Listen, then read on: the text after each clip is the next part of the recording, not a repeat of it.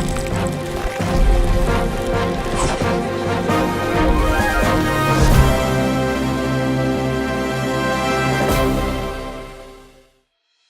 you just rightly mentioned infrastructure plays an important role in the economic development or economic growth of a country.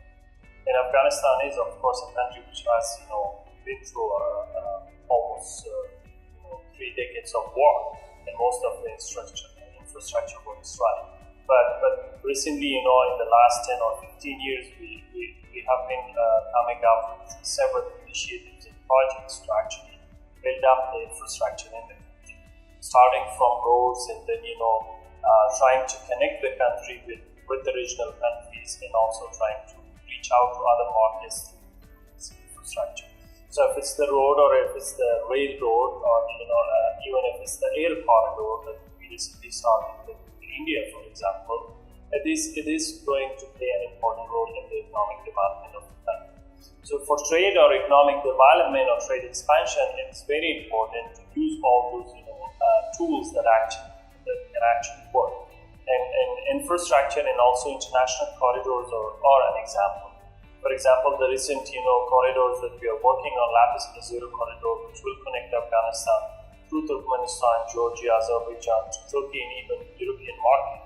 Or if we talk about the Wafa corridor, which will connect Afghanistan to China, and also the recent corridor, air corridor with India. And I can also touch upon to the Chabahar port, which is an important project, and India has already been investing there. Through that port, we will be connected to sea, and also it will be a major port in terms of connecting Afghanistan with India, and also through the ocean with other several countries. So such kind of projects are going to be important in the future years as well, because the economy is growing, and Afghanistan is going through a phase where we will need such big projects. And hopefully, the neighboring countries and also other, big infrastructure companies would be willing to invest there, because there is a huge potential for return to investment and for profit. So hopefully, things will be getting much bigger. As I mentioned, Afghanistan suffered a lot from the war. When we started, we had none. And it was the infrastructure, which we are still trying to complete and build more on what we have, which actually contributed to the economy. I mean, it's a country which has a lot of agricultural products. It's an agricultural country, and its geography somehow that can actually link Central Asia with South Asia. And if you don't have proper roads and proper transportation means, then of course we will not be able to actually take maximum out of the resources that we have.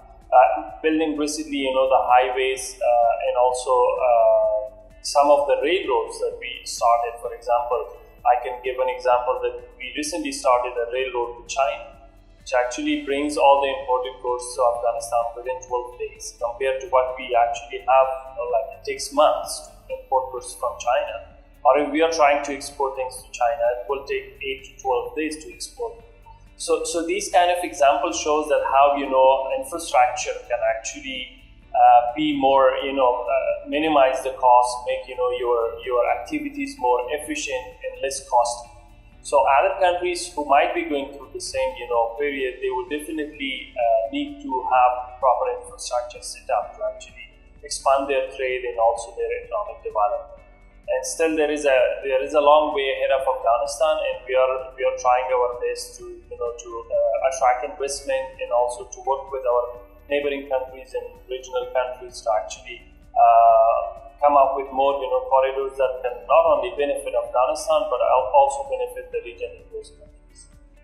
I think this is a great initiative, because bringing people from the government and private sector to actually explore different ideas and such initiatives in the infrastructure sector is something that is needed. We are day by day getting closer to globalization, and also if we talk about trade or economic development, you won't be able to achieve all those goals without having different countries and different institutions involved. So I think Economic Times this has been a great initiative by there, and we highly appreciate that they have invited not only private sector but also governments to participate in this summit. and to get together and also share their ideas and explore different ideas that can be exploited in the future.